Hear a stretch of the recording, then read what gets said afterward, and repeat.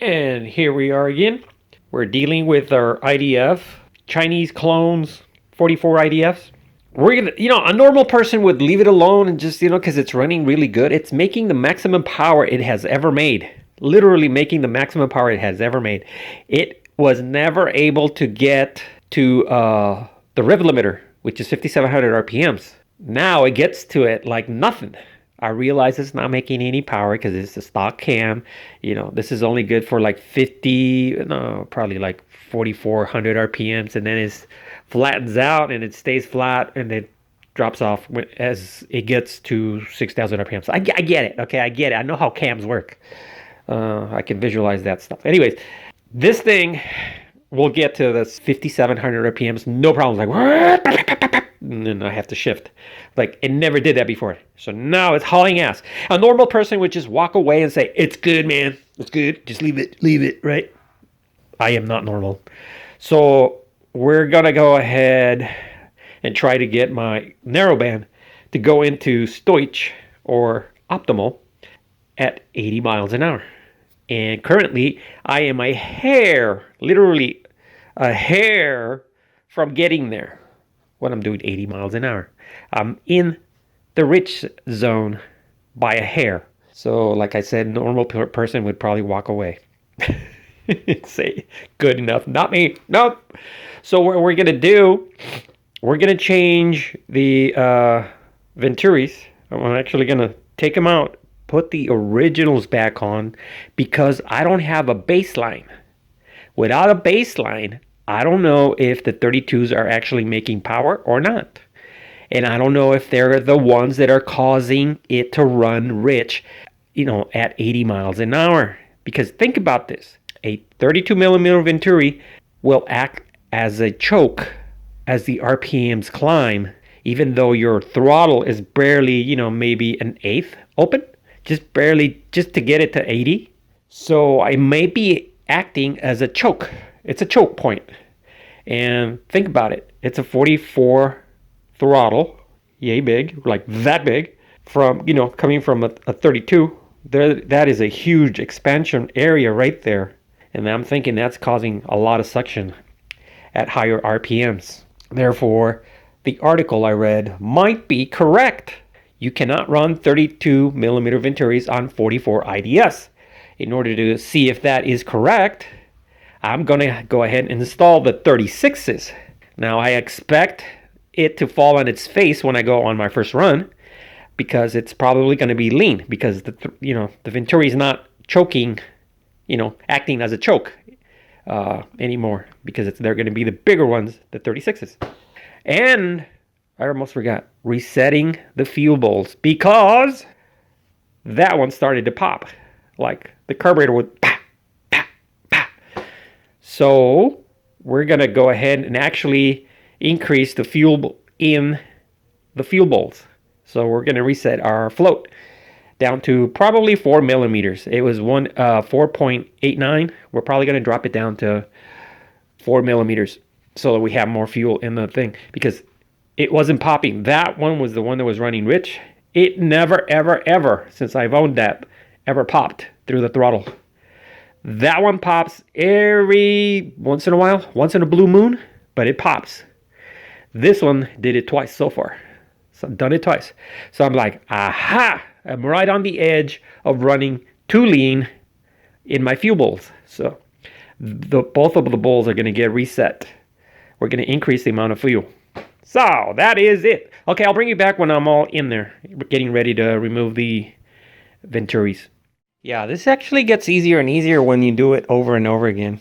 So it only took me like, oh God, maybe 10, 15 minutes. So I'm going to try to get this off without ripping the paper, of course. There we go.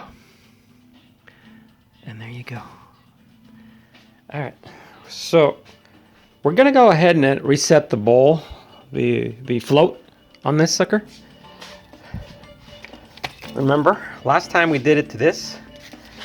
So this area right here between the paper and the very bottom edge of right here of the float equals that. So we're gonna change that to exactly 4 millimeters because this one was started popping and never popped before. Anyway, let me go get the other one. Okay, so I already went ahead and recalibrated these. I didn't show you because you can just watch the other video how I did this. This time what I did, I just cut a little strip of paper, 4 millimeters wide, 4 millimeters, and basically bent my tabs. These tabs right here, I bent them until I got my 4. It's kind of hard to, trust me, it's right on the edge perfectly. Okay, so that's how I got that. That's how I got this one also. Right on the edge, perfect. So these are exactly the same. So I'm gonna go ahead and just put these aside, and we're gonna take the venturis out of the carburetors. Okay, so the very first things you guys have to remove to get to the venturis is this guy. They just pull up like that. They have a little spring. Sometimes these springs are not done correctly, so you have to fix them and put them back. Have to be springy. Okay, so that is 1. That is 2. See, there's the springy. Next, your pump jet. This that is in the way. Let me get it off so you guys can see what's going on. Okay, so take off your pump jet.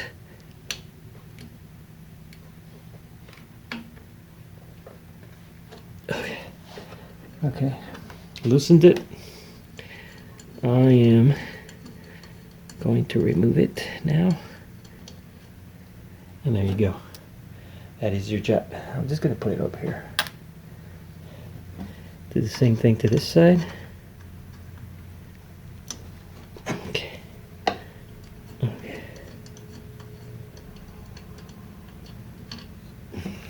Like so. Now, you need a 10 millimeter. Goes to the back to loosen the lock on the venturis. This right here.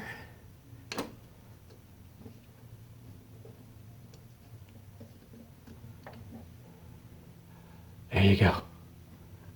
1. Let's get the other one.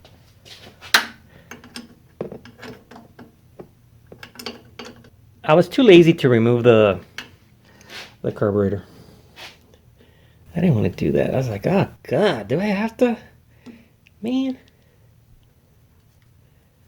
Okay, this one's not coming out. I mean, the nut came off, but not the little stud. It's a little tight. So, I'm gonna see if I can loosen it up using a screwdriver.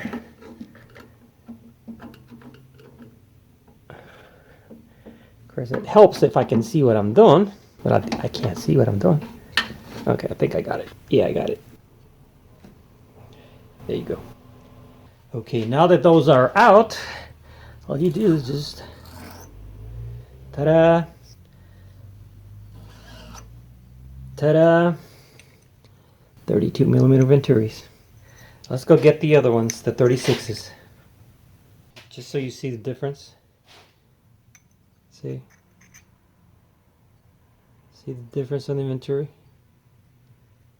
It's kind of shiny, so it's kind of hard to tell, but this one has a smaller venturi.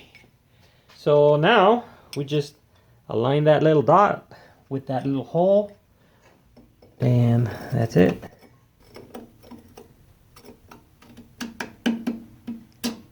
There we go. See? Just trying to fit them right.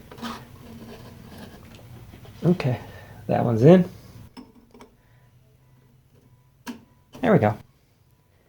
It's in. And I know I got it perfectly aligned.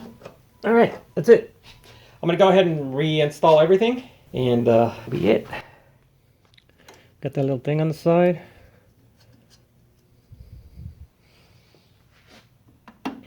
I'm gonna play with this till I know that it goes in. Okay, she's good.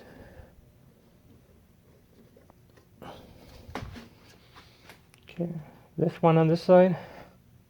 Okay, this is good. And add the nut on there. There we go. Okay, so I'm just gonna tighten that and put it. You know what? I'm gonna go ahead and put these back on. I'll tighten that hardware on that side in a little bit.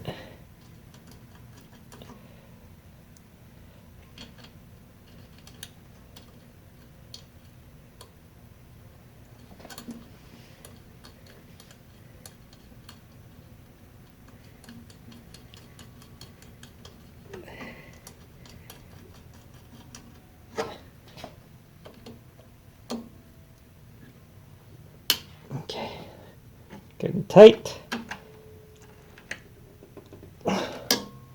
Good and tight.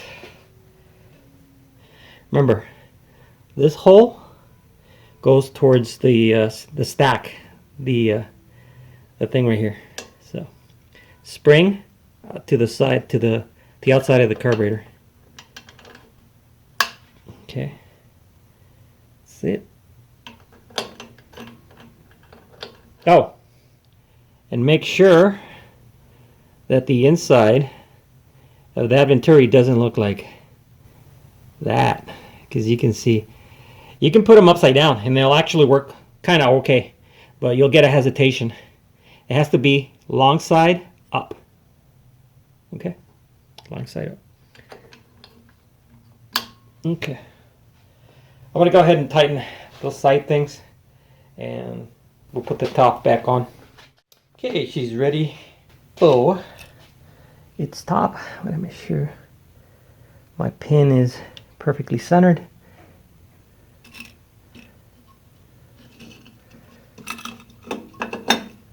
There she goes.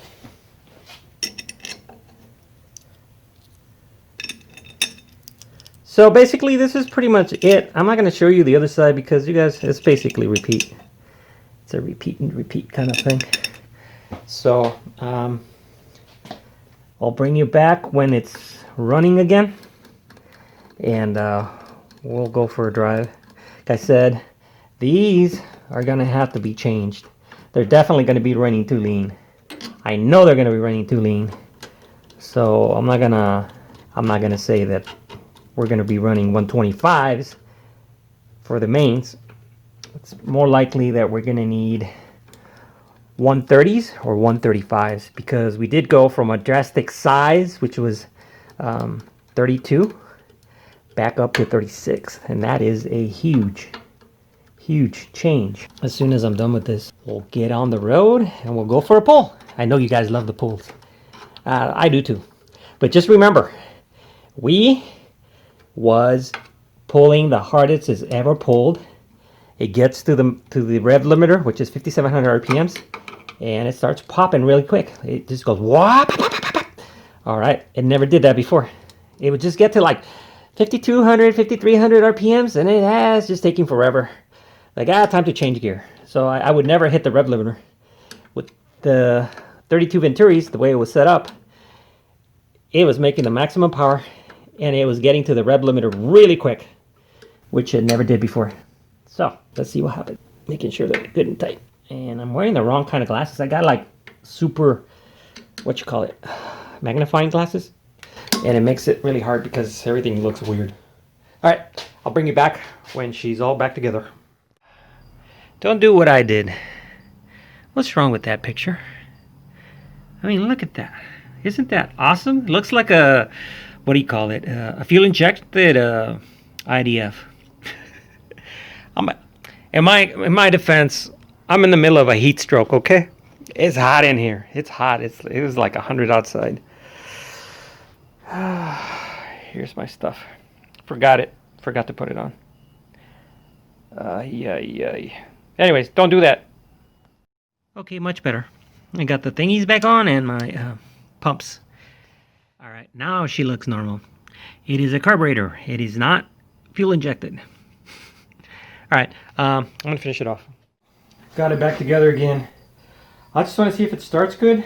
Like I said, I think I kick ass when it comes to whatever. See if it starts.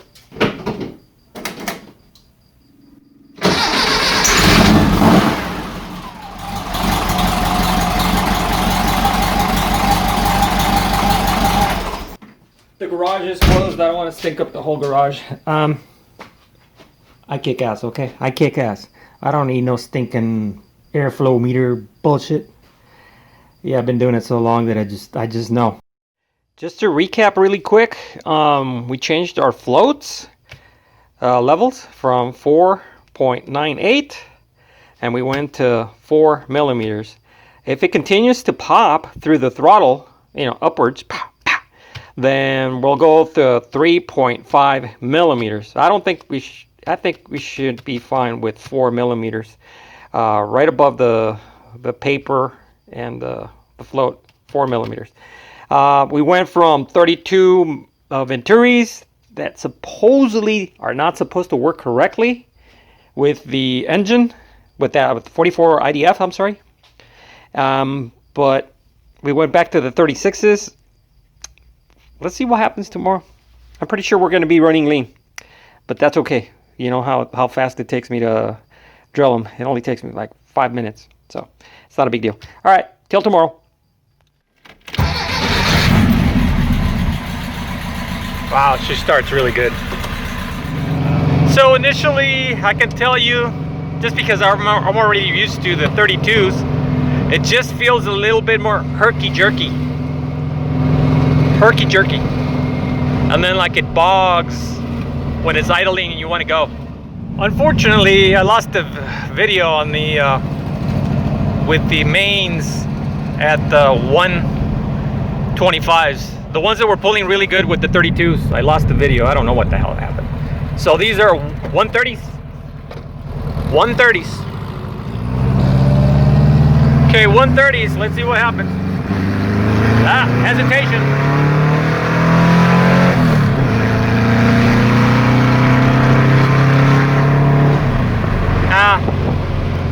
She's flat. She's still flat. Just doesn't pull. She's flat. So 225s and 230s flat. Okay, let's upgrade. Okay, 135s.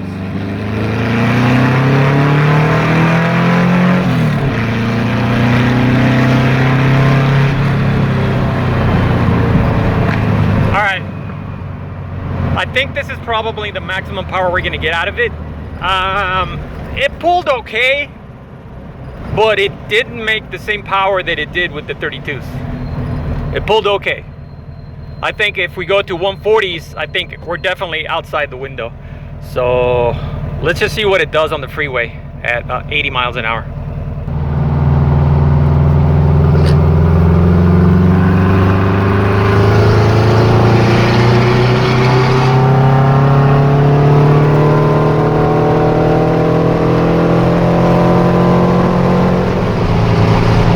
Set up for 80 miles an hour.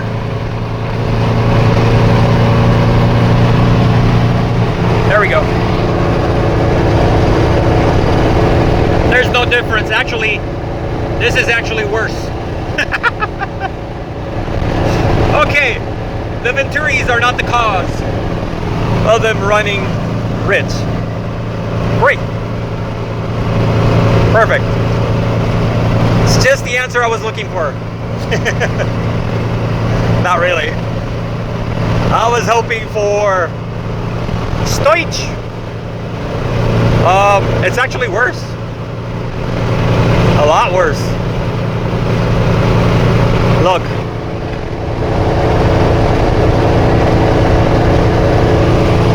I'm barely doing 80. Okay. So we're going back to the 32s and back to their old setup. I can live with that now. Now that I know 32s are superior. That article, I don't know. I think he must have been smoking something. Smoking something! Because it really does run superior with the 32mm Venturis. I mean, look at that. Look it. Oh my God. That is horrible. All right, let's just go back and we're gonna take the car apart again. No! Yes! It's alright. It's alright. It's alright. It's alright. It's alright. Oh well, that's just the way it is. Okay, summary. Basically, 36mm Venturis were a bust. It actually runs worse. It's okay. I mean, you know, now that I know the difference between the 32mm and the 36s, 32mm Venturis were pulling really good throughout the whole RPM range. The 36s apparently have, if I stab it too hard, it'll get like a hesitation, like a, you know, at like 2000 RPMs, it'll go like, and then it'll go. But if I'm smooth with the pedal, it'll be fine. Yeah, definitely 36s were not the best size Venturis for this 2-liter engine. Definitely the 32s. I do recommend it now. Before I couldn't recommend it because of that stupid article that said that the 32s will not work with the IDF 44 IDF. But apparently they do, and they work very well, extremely well. We went ahead and, you know, run the 36s. I changed my jets from 125s, which was perfect for the 132 Venturis. I'm sorry, for the 32 Venturis. And we had to jet up to 135, and it made the maximum power with the 36 Venturis. It made the maximum power with the 135mm jets, main jets. So, anyways, I'm gonna take this whole apart and put everything back to the way it was, to the old setting, because it hauled ass. It brought a smile to my face, which it never did before, because I could never hit the rib limiter. You know what I mean?